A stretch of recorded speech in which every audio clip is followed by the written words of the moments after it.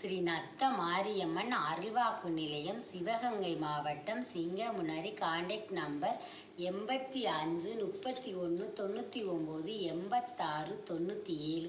இறந்தவ வந்து பேசுவாங்க. நேரில் வர முடியாது, ஆன்லைன்லேயும் பார்த்துக்கலாம். நீங்கள் என்ன நினச்சி அம்மாட்ட குறி வைக்கிறீங்களோ அது உங்களுக்கு தீர்வு கொடுப்பாங்க. என் அத்தை மாரியம்மா சொன்ன கதை. ஒருத்தைய வந்து முட்டை வியாபாரம் பார்த்துக்கிட்டு இருந்திருக்கேன். அவனுக்கு நல்ல லாபம் வந்திருக்கு, நிறைய லாபம் வந்திருக்கு. ஆனாலும் வருத்தப்பட்டுக்கிட்டே இருந்திருக்கேன்.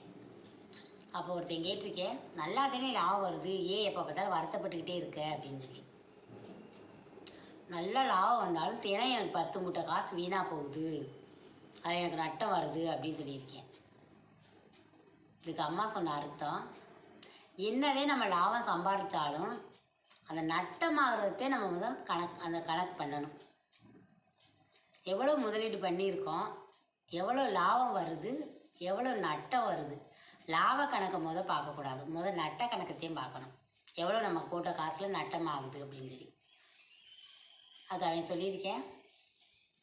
இப்போ அந்த முட்டையை வந்து ஒரு முட்டையை 10 ரூபாய்க்கு வாங்குறேன்னு வச்சுக்க. அந்த முட்டை வந்து உடஞ்சோ இல்லை வந்து வீணாக போகிறது விற்க முடியாமத்தே நட்டமாகுதுன்னு சொல்கிறேன். அப்போ வாங்கின லாபத்துக்கே கொடுத்துரு. நீ வாங்கின லாபத்துக்கே கொடு அந்த முட்டையே. அப்போ அது உனக்கு நட்டமாகாதுல்ல.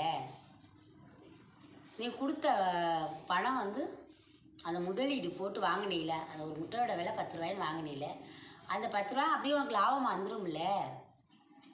நம்ம கொடுத்த பணமாச்சு வந்துடும்ல. ஒரு சிலர் என்ன பண்ணுவாங்கன்னா பொருளை விற்றுக்கிட்டே போவாங்க.